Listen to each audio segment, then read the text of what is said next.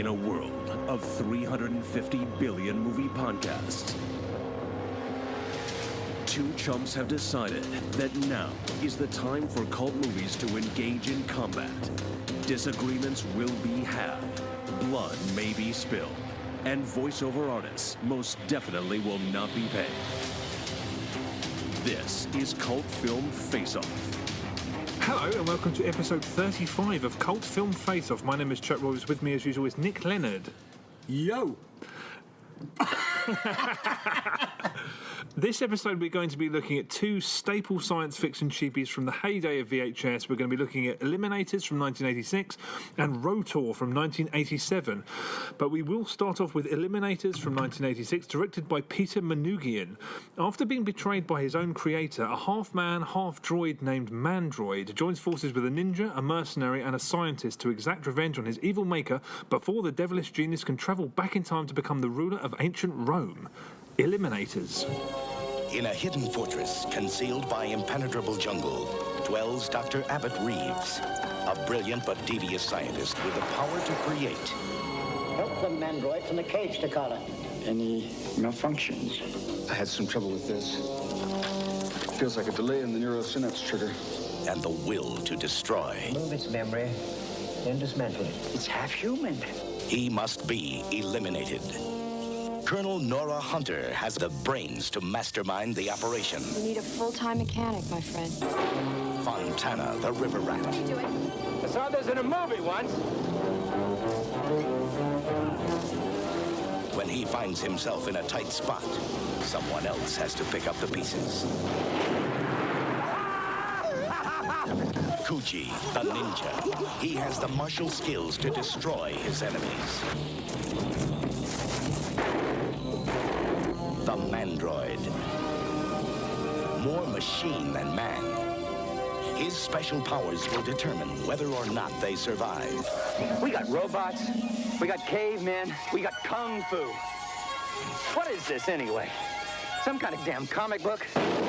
It is the most perilous journey any one of them has undertaken.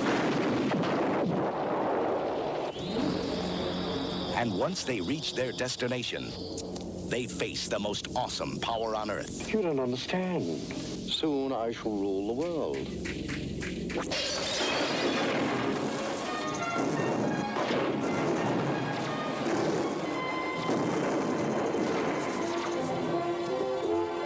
It will take all their combined skills to defeat him.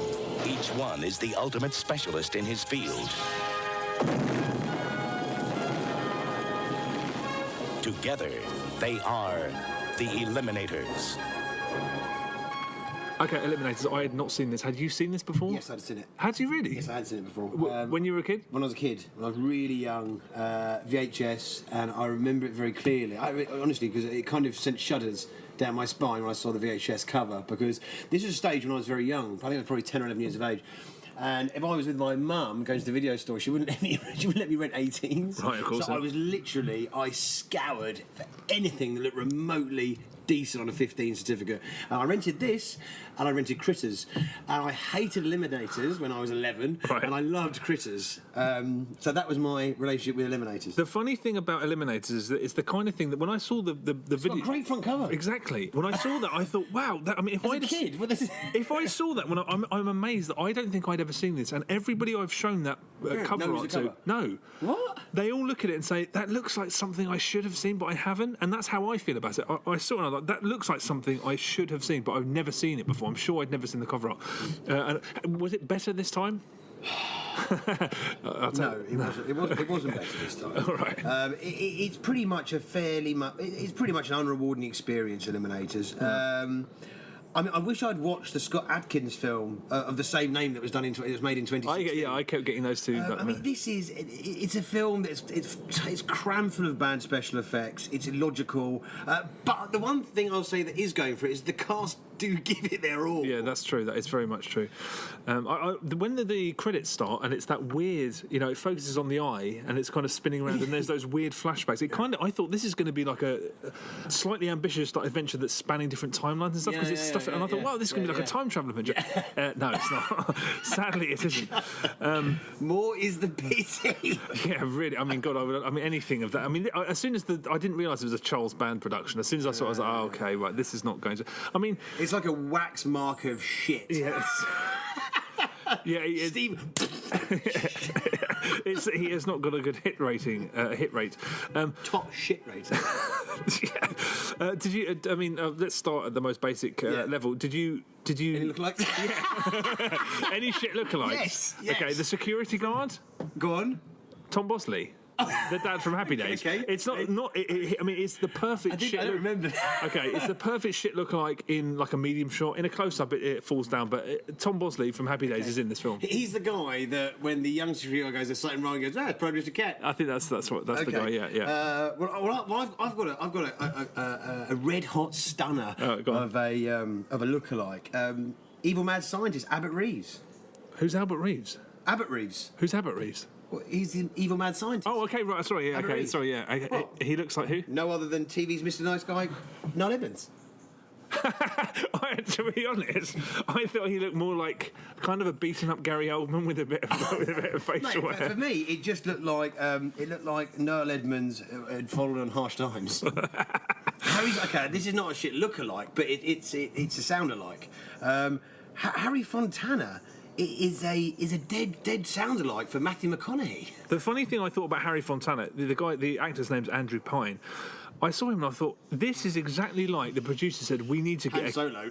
No, well, I mean, there is that. There's also that, but it just seemed like we need a Keith Carradine type because he could be a Carradine. Exactly. He's got that smug factor, and his delivery is kind of similar. But was that really like a market? We need a Keith Carradine type. It seems to be because we need a Keith Carradine type who is a pseudo Han Solo. And that's exactly who he is. Andrew Prine. Sorry, I said Pine. I think he's been quite a few westerns. His IMDb. Oh right, yeah. I didn't. I mean, let's get down to brass tacks and have a look at the Mandroid. Firstly, Mandroid sounds like a band that would play regularly at the Dublin Castle in Camden. Right. That made me snigger every time I said Mandroid. His outfit is horrifically shit. It's so cheap. I mean, he has a 6-slice Russell Hobbs toaster on his back. Yeah, right. That looks pretty shit. That's just to hide his arm, though, isn't it? Because he's only got one arm. Oh, so that's it. Yeah, he's got his arm tucked away. Behind there. Yeah. Also, the cast, the band of heroes that are with him, they always refer to him as the big guy. Oh, big guy. Big guy, yeah. This actor is barely he's not. 5'9", 5'10", you know? And he wears a permanent expression of shit-smelling pomposity. When you do the video, honestly, that's where I got laughs from this, was his look on his face. And also when they dress him up to try and hide the fact that he's a man. Hilarious, with the hat on. It's yeah. like he's played dress up in his auntie's cupboard. Yeah, it's he's shocking. wearing a very large hat and a sarong over his eyes. I don't remember him having any expression at all, that guy. Oh, God, he constantly, he's like, he had this guy, I think he's trying to look, it's a cross between him trying to look tough or trying to look wounded that somebody wants to deactivate me. and all it comes off as is like he's looking down the nose at people whilst having a shit smeared on his upper lip. I always just thought of him as slightly expressionless. But, I'm sure people who live in the South aren't very happy about the depiction in this film. The people in the bar, you mean? Well, yeah, I mean, it's a southern bar, and I can't remember, this is the second Dukes of Hazzard reference we've had in 2 episodes now, but it's a Dukes of Hazzard bar fight, but with Dukes of Hazzard characters. Yeah. Bodega Betty and Morris, I mean, they are straight out of Dukes of Hazzard. They basically go into that bar and say, we need the toughest guide, and there's a fight almost to prove who's the toughest, and then they're constantly chasing them. I don't think they constantly chase them. Karen Dean he's the cool guy that doesn't even need to get his shirt dirty because he hangs in the side, walks out, rips his shirt. I mean, the script is so shocking. He delivers some crackers. What is this? What is this? Some kind of comic book? We got robots. We've got cavemen. We've got kung fu. Is cavemen what it was? I thought they were like cannibals or something when the cavemen shot. They are cavemen, are they? Cavemen. Did you? They even reference them as fruity cavemen. Did you? Another shit lookalike. The leader of that tribe of savages. Did you? Half pint Gordon Ramsay. Did you see that? Half pint Gordon Ramsay. Yeah, short ass Gordon Ramsay. Oh, it's short. Oh, half. Okay. Yeah. Okay. I need to have a look at that. Okay, yeah, definitely Gordon Ramsay. Yes. The thing is, in contrast to the other film we're going to talk about, everyone's trying really hard to entertain. It's trying to be entertaining, despite its modest budget and its utter cheapness. I mean, everything's made out of plastic. It looks like shit. It's barely half a shoestring. Yeah, and the special effects are laughable. And there's so many red laser beams. Yeah, I mean, actually, the closest thing that comes to there being a big action scene is that thing on those mobile things when they're firing lasers. It's literally the end of Takeshi's Castle. Every episode of Takeshi's Castle when they're buzzing around firing laser beams at each other. It's a classic B-movie sort of setup because it's this absurd mishmash, like it's a kitchen sink mishmash of genres. And it's not about anything, primarily because, as I said, it's trying to disguise the fact that it's only set in two places. It's set on the riverside and it's set in this big house.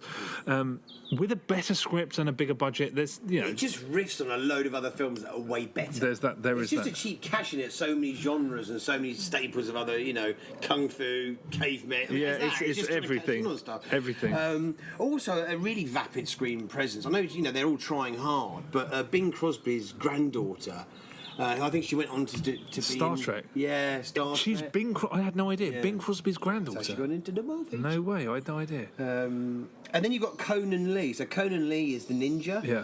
He developed his own martial art called Realistic Fist. That's right. Is there any evidence of this on YouTube? Can you see him performing Realistic Fist? It's in his IMDb trivia. Oh, okay. So, I mean, is he doing Realistic Fist in this film? Well, to be honest, to be fair, I did think that he's actually not half bad, some of the stuff he's doing. And he is in a bona fide, decent martial arts film called... Got to pause. Yeah, he was in not a half bad, decent martial arts film called Ninja in the Dragon's Den.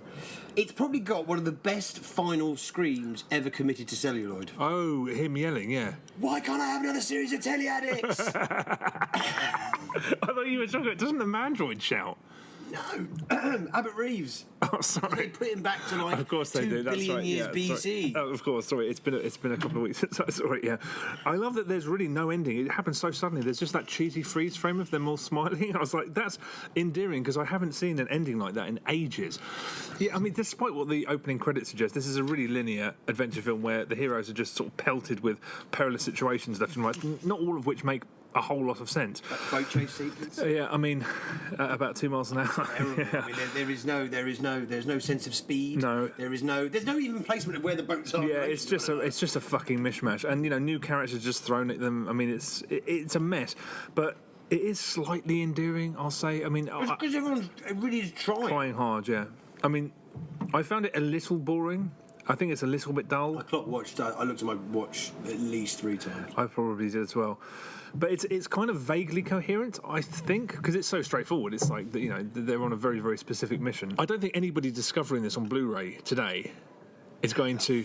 How the fuck this got a Blu-ray with it? Well, I mean, nostalgia, that's it, isn't it? That label... Even as an 11-year-old, I certainly wasn't a discerning critic when I was 11 years of age, and I fucking really couldn't stand it. I don't know, 11 is that age where you start to really give a shit about the crap that you watch. You won't just watch any old shit. I remember looking at it, loving the potential of the artwork, and going, what a complete... And the two I picked, Critters and... Ghoulies and Eliminators... I was like, well, Eliminators. I was taking a bit of a punt on this, but was it Ghoulies or Eliminators? Sorry, was it Ghoulies or Quitters? It was Ghoulies. Oh, it was Ghoulies. Quitters. You did initially, yeah. Ghoulies. Right. I mean, that's. I mean, it's. There's not really much to say. It's another one of those films that if you weren't around when it came out, I don't really know what's in it. It's amazing what shit got what shit people got away with in the 80s, and what shit people thought was acceptable entertainment. Yeah, if you're not that's why my little mind is not warped. Well, probably warped. There is a charm to this, but I mean, I would never recommend it to anybody. I couldn't recommend it to anyone. No. Okay, so onwards. Potentially upwards. Yes, R.O.T.O.R from 1987, directed by Cullen, Blaine. R.O.T.O.R, in case anyone was wondering, stands for Robotic Officer Tactical Operations Research. A law enforcement cyborg prototype escapes from a laboratory and promptly goes on the rampage. Can its creator, Dr. Cold Iron, possibly stop it? R.O.T.O.R. 25 years in the future. The ultimate weapon against crime will be the judge. jury, and executioner. And it will not be human. But here, the future has already arrived 25 years too soon. Impossible. Robotic. It's okay, honey. It's a police officer. Officer. Tactical. Operation. Research. R.O.T.O.R. Its prime directive: to judge and to execute anything that stands in its way. The rotor walked through a busload of nuns to get to a jaywalker. The perfect police officer. It won't stop.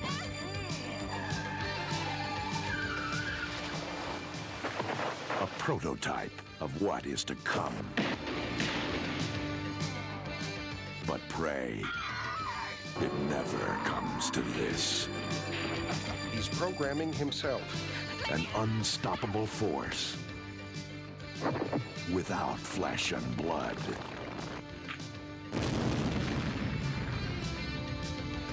R.O.T.O.R.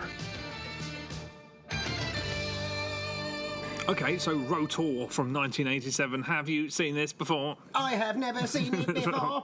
I've never. I don't know why I went into a Dalek. Shit, Dalek impersonation. Apologies.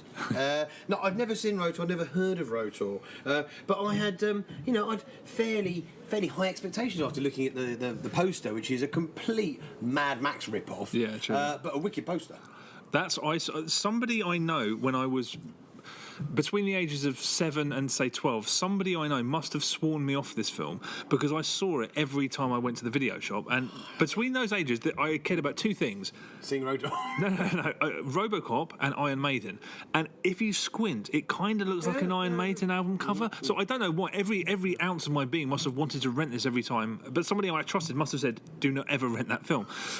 So yeah, I wasn't expecting a great deal. I mean, how did you find R.O.T.O.R? So it starts off with a pretty upfront, serious beginning. You know, text runs across the screen in bold writing, corruption, violence. Yeah. You know, very melodramatic,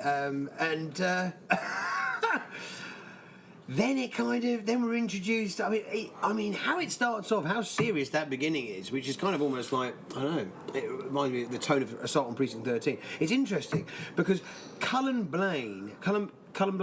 Yeah, I mean, that should be the hero's name, Cullen Blaine. Cullen Blaine. But what is the actual guy? What's the name of the hero? Dr. Cold Eye. He's got, yeah.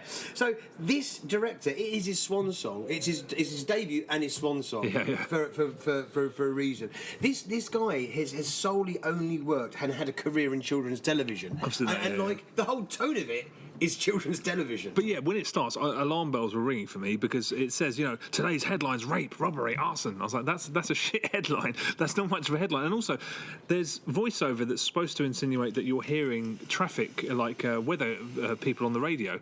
And it's backed up here, boy. There's so much traffic, and it's like there's no traffic. There's footage of no traffic whatsoever. I was like, something's definitely wrong. This film is assembled by an insane person because day goes to night suddenly and vice versa, particularly at the beginning, but I'm pretty sure it happens throughout, and it's just completely incoherent. At first I was like, who the fuck is narrating? I don't know who the hero is. Who's talking? It turns out it's your man, Calderon. yeah, Dr. Cold Iron. Dr. Cold Iron or Dr. Calderon? Cold Iron. Aesthetically and structurally, it really resembles a bad trip. There's so many sequences where I just felt like this was really trying to make me have some kind of reaction. In particular, the driving scenes. In the beginning of the film, there's a montage of the same car driving down a road for what must be 2 or 3 minutes, and there's a and I was like, this is like trying to make me have some kind of I'll tell you whatever you want. I'll tell you, I don't care. It was like a torture technique. I was like, what is going on? Just trying to pad the running time up with footage of a car. There is an unbelievable amount of padding in this. I mean, there's a sequence where it's basically, a day in the life of Dr. Cold Eye, right? So it starts off on his ranch, which is an eerily empty place. Yeah, completely. There's one horse and that's There's no fucker there, right? Yeah, right. And, not only that, we've got to watch him get out of bed. We got to watch him go into the kitchen. We got to watch him put like 7 sugar cubes into the coffee because the coffee's going to the stallion, and he's going to eat carrots. I am subversive. And then he spends the afternoon blowing up trees. The weirdest thing is when he walks out of his house to give the coffee to the horse, and he eats the carrot. The guy, the friend of ours who was watching it with, said he's not going to walk over there slowly because the house is in the background and the horse is in the foreground, and it takes what 30 seconds? 30 seconds of screen time. You're watching a man walk from a house to a horse. I was like, for God's sake! If this film had everything that any other editor would cut out of it, people arriving places or leaving places, it would probably be about, I reckon, 15 minutes long max. All of the shit that every other editor would cut out is that's what the film is really. Did you laugh out loud at anything? Oh, me and the friend I was watching it with, we almost died during the board meeting. The board meeting? Oh, I mean, that was... The board meeting. How can you not remember the board meeting? It goes around each one of them. It goes around each one of them in the room, basically... Asking inane questions. No. Oh, they're asking inane questions, and it's everything that's said is gibberish. Yeah. Utter gibberish. Yeah. But it's intercut with this unbelievably poor stop motion of this droid doing dance poses to try and. That is one of the greatest scenes I've ever. I burst out laughing, and it's a dead. He goes. It pivots around with a gun pose.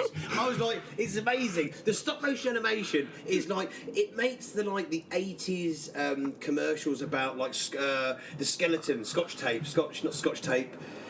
And it was. Again, and rewind. Yeah, I remember that. Because basically, it's like some endoskeleton with. I mean, it's so basic. It's so. It's like a skeleton constructed with a Meccano set. Yeah, right. Because that's no. It would look way better if it was done with Meccano. I'll tell you that right now. But that's it. That made me laugh out loud. Any big laughs? Well, I mean, I the friend I was with when we watched it, I thought he was going to die during that board meeting because it's this devastatingly poor actors, though some of them quite memorable. The gibberish that they're talking intercut with this tiny stop motion exoskeleton. I mean, that is one of my favourite scenes that I've seen since we started doing this podcast. Because it's trying to prove how dexterous it is, but at some point it does yoga, and it just opens its mouth and opens its jaw. I mean, that's hilarious. And also, I rewound this 3 times. I know he doesn't say it, but I defy anybody to tell me what he does say, because he says, I have a question. University of Bowel Movement. That's what he says. University of Bowel Movement. I'll insert that here. He doesn't say it, but it sounds enough like it. Dr. Allen, Jardin University at Malibu. It's interesting you talk about bowel movements because Dr. Calderon obviously keeps a literal logbook of of the people who work in the department, because he talks about his colleague and goes, that man hasn't had a single bowel movement in over a week. I told him to leave off that home cooking. Oh, that's right. I mean, you're talking about a Troll 2-esque line of brilliantness. There are some very good lines in this. Ridiculous lines in this movie. It's like a chainsaw set on frappe. I don't know how I missed that one. What was that? It's like a chainsaw. I missed that completely. That's Calderon on finding out the project has gone renegade. You didn't miss that. No, I don't know how I missed that. It's like a chainsaw set on frappe. I got the feeling that's how Terminator started. No, I did hear that. And then there's another one like, what is that? A shit sci-fi movie? You know, the villain, the villain. The fuck would you call R.O.T.O.R? The renegade cop? What the fuck would you call him? I don't know. R.O.T.O.R? Isn't that? What do you call him? He's got R.O.T.O.R written on his helmet. Well, R.O.T.O.R the band, but it looks like a Harley Davidson logo that they've just written. It probably is. It really probably is. That. I mean, this is, we talked about Eliminators having a meagre budget. I mean, fucking Eliminators had 10 times the budget of R.O.T.O.R. I think that's fair to say. They refer to a key that can shut R.O.T.O.R down. Mm-hmm. That is a gold lighter. I didn't really. It's a gold lighter with numbers written on it. I thought it did look like a conservatory key or something. It's a lighter. It's basically a click. It's a fucking lighter. Is it? Yeah. I freeze framed it, and I'm like, that's a lighter. Yeah. So R.O.T.O.R is an invincible cop, but is Achilles heel. This is a version to Carl. That's shocking. I mean, that really is quite shocking. When did that seem like a good idea? I know. The R.O.T.O.R android can literally see into the past, but he can't handle hearing a car horn. It's fucking insane. This film is... The annoying thing about the second half is that it's much more conventional. It is just like a robot on the rampage, so it kind of makes some sort of sense. It's not as enjoyable as the first half, where you just think, what the fuck is... I don't believe at any point did anyone feel or imagine other human beings sitting down and watching R.O.T.O.R for entertainment. It's so mental. It is, and I think it actually picks up the last quarter when you're introduced to Dr. Steele. Oh, okay, who's Dr. a Steele, female yeah. bodybuilder. Yeah, right. I mean, I burst out laughing when she comes. She turns up, and then she suddenly does it changes, and then she's in army fatigue. She's like in like sort of a completely different outfit. Yeah, that's right. I'm in business. Yeah. She is amazing. I mean, those two central characters, Dr. Calderon? Coldine, yeah. Coldine. Dr. Coldine. Is he? Here's another thing. Is he a doctor? Is he a cop? Is he a scientist? He's all of those things. All of those things, of course. He's all of those things in one. He runs the most progressive unit in Texas. But he's also a copper. He farms out stallions and, he blows up trees. And he's a cowboy, yeah. Yeah, he's all of those things. But what gives this film another element of just kind of fucking complete off-kilterness is the fact that Dr. Steele and Dr. Coldine are dubbed. Yeah, I wonder why that is. Well, he's got Dr. Coldine, the actor who plays him. It's also his first film and song. He's never been in a film before. Dr. Steele, however, has been in Flesh Gordon 2, credited as Mary Turd. I've got to make sure that's right. I've got to make sure that's right. The electrocution scene? With that Native American guy. Oh, the guy who's like the guy who's a native Indian guy, but talks like a jive talking. Like, that's right. His character's name's is Shoe Boogie. Yeah, Shoe Boogie. But apparently he's not in the credits. No one knows that people fans of this film. He's definitely an investor. He's an investor that got a part. That wouldn't surprise me. I mean, but people have tried to track him down. They've tried to track down the lead actually, Gasswein or whatever his name is. And no, they've all just disappeared. Out of shame, I'm sure. That was his ranch. But it's very possible. Well, I mean, it's been described as a vanity project, so I mean, he must have maybe fronted some of the cash for it. Because I mean, why would a lead character be three things or four things? A cowboy, a doctor, a scientist, and a cop. It's kind of batshit crazy. The whole fucking thing. Yeah, it's completely... It's like a really terrible down-market TV series that ran for 10 years, and this is a mishmash of scenes picked from all throughout that 10-year run. It's one of those films where, you know, when it kind of hits those really good marks of being so fucking off-kilter and odd and weird, you go, that's really fucking... The whole Dr. Steele thing, that last Brilliant, quarter, yeah. there's loads of great stuff. The boardroom, great stuff. The fight scene in the diner. The fights in the diner, great stuff, right? Yeah. It's kind of... It reminded me of a film that is far greater because it's so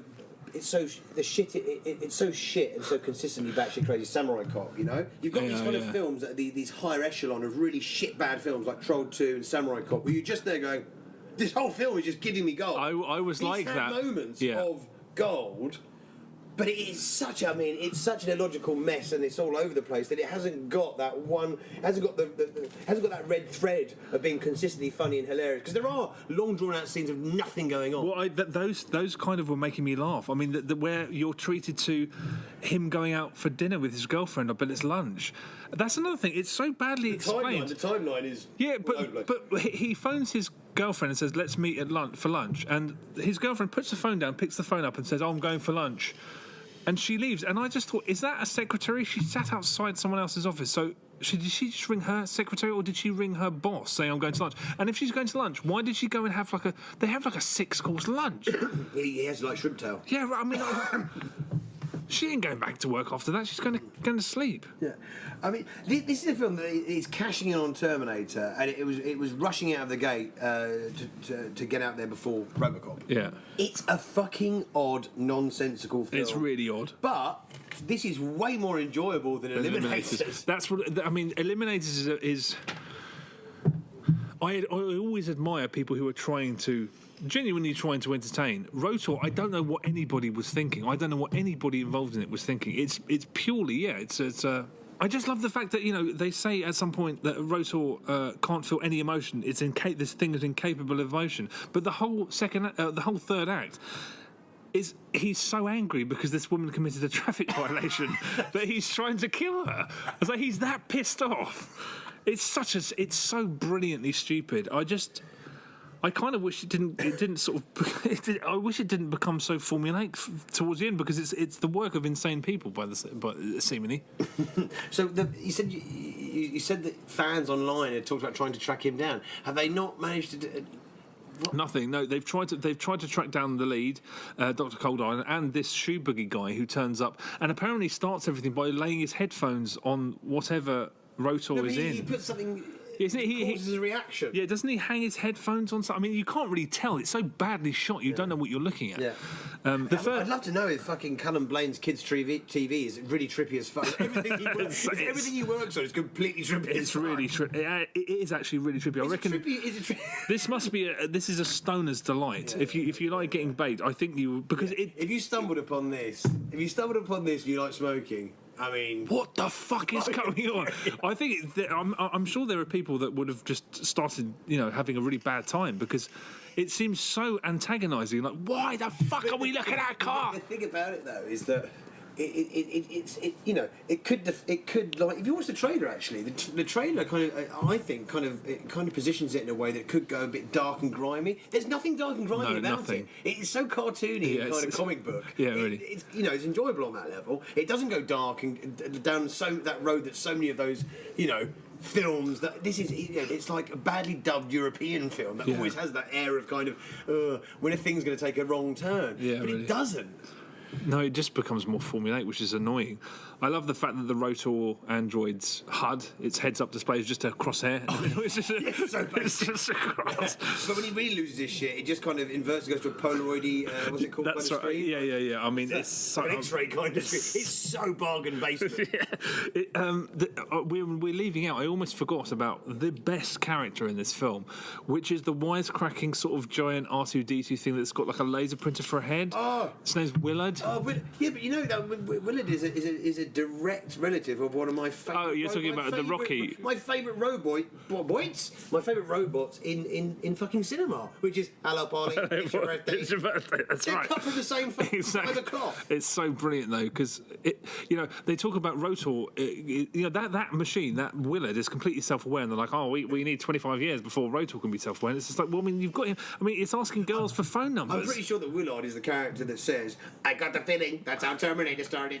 I think it is, yeah. He's like, hey, baby, give me those digits. The voice sounds like somebody who's supposed to be quite stoned. It's like, hello, baby. I mean, that's comedy gold as well. Mm.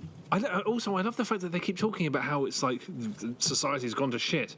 And I'm like, this looks like a crime-free oasis. This looks pretty tame. Yeah, so I'd quite happily live in this. The robbery looks pretty tame. Yeah. No one got hurt. No, exactly. Not the bad guys. Exactly. They didn't kill anybody. I'll happily live in that future. Talking about the heist scene, which is the most lightest of heists. I mean, Calderon's dialogue, Dirtwad, comprende, bro. Yeah, really. Dirtwad is dickwad. No one says dirtwad. I think they do in PGs. Oh, right. Yeah. But is this a PG?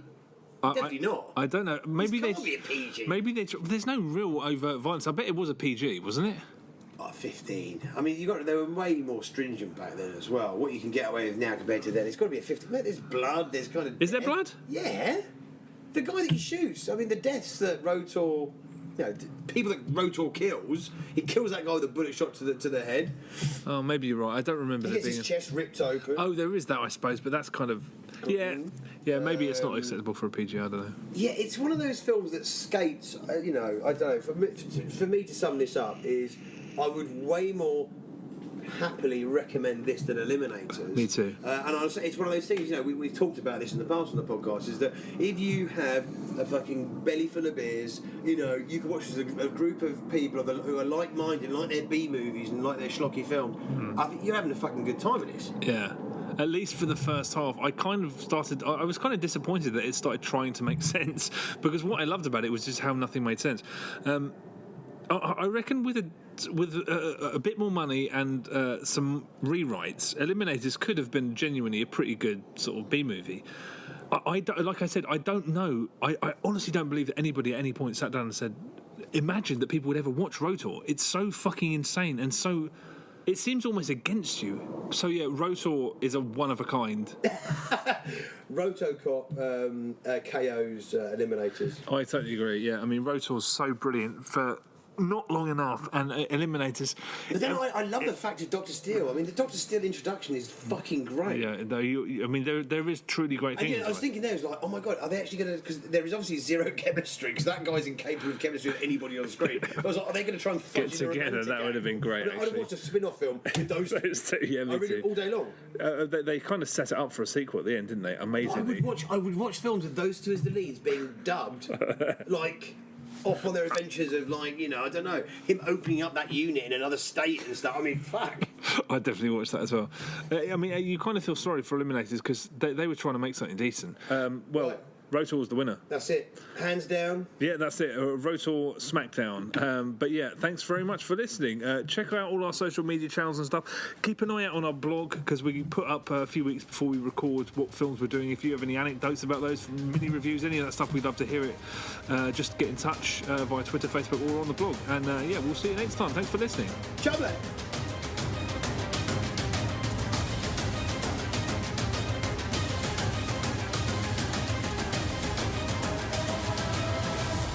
Cult film face-off.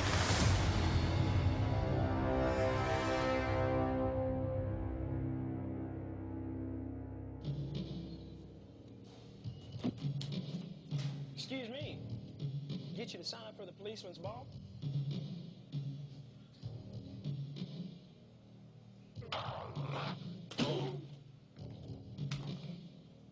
Hey, what's the matter with you, buddy?